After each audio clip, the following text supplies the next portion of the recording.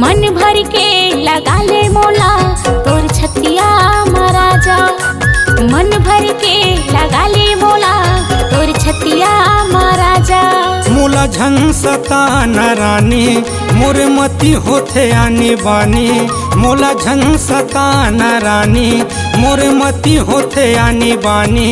मैं तो बाल ब्रह्मचारी वो बजरंग बली के पुजारी। मैं तो बाल ब्रह्मचारी वो बजरंग बली के पुजारी।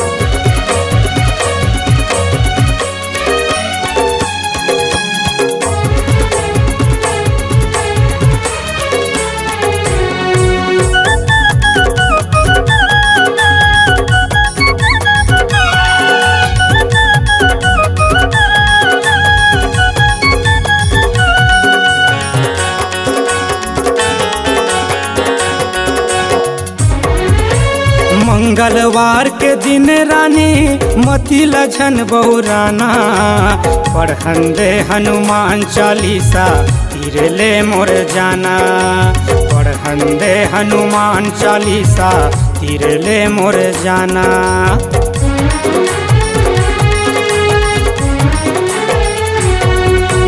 मंगलवार के दिन रानी मती लछन बहुराना।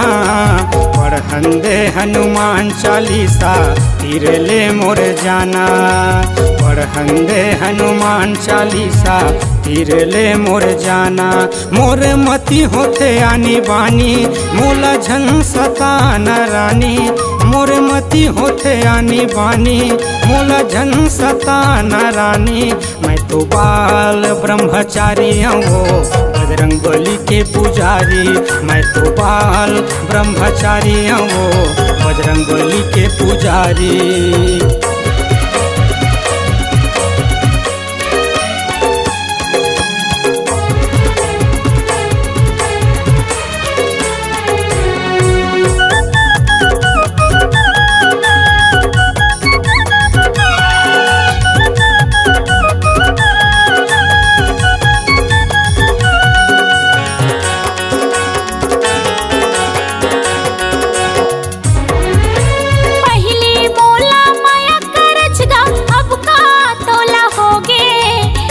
कर बूथ माँ के राजा तय बैरागी होगे।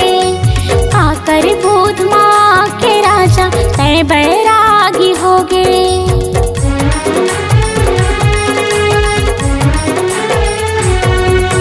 पहली मोला माया करचगा अब का तोला होगे। आकर बूथ माँ के राजा तय बैरागी होगे। आकर बूथ माँ के राजा तय बैरागी होगे।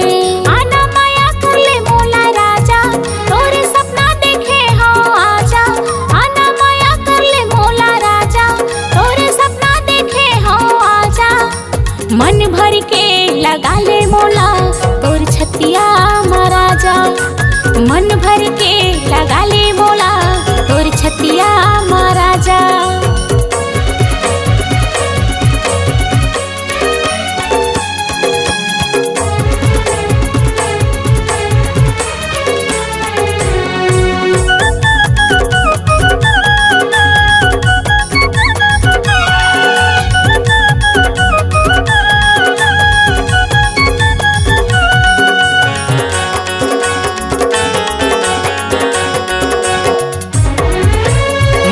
करत रहे बढ़िया रानी देखे दूसर के संग माँ। कलप कलप के रोई से मनहा धरे जोगी के संगला। कलप कलप के रोई से मनहा धरे जोगी के संगला।